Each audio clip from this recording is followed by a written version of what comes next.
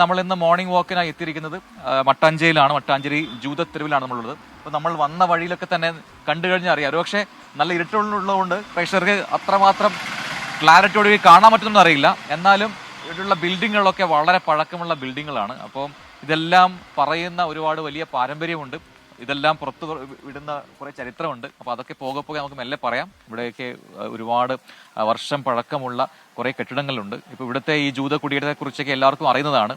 മുൻപ് ഇസ്രായേലിൽ നിന്ന് പലായനം ചെയ്യപ്പെട്ട കുറെ ജൂത കുടുംബങ്ങൾ അത് പലയിടങ്ങളിലേക്കായി സ്കാറ്ററായി പോകുന്നു. പിന്നീട് പല രാജ്യങ്ങളിലേക്ക് കുടിയേറുന്നു. അങ്ങനെ കുടിയേറിയ കുറെ പേർ കൊച്ചിയിലും വന്നു.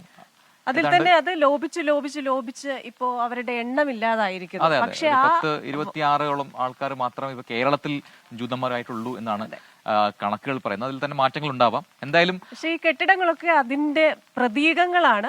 എത്ര തലമുറകൾ കണ്ട കെട്ടിടമായിരുന്നു. നമ്മളിപ്പോ നമ്മുടെ തൊട്ടടുത്ത് ഒരു മീറ്ററുകൾക്കപ്പുറം സിനഗോഗ് ഉണ്ട്. അതായത് ജൂത വിശ്വാസികളുടെ ആരാധനാലയമാണ്. അപ്പൊ ആ സിനഗോഗിന്റെ അങ്ങോട്ടുള്ള വഴികളൊക്കെ കുറച്ചുകൂടെ കഴിഞ്ഞാൽ തെളിയുമ്പോൾ കാണാം.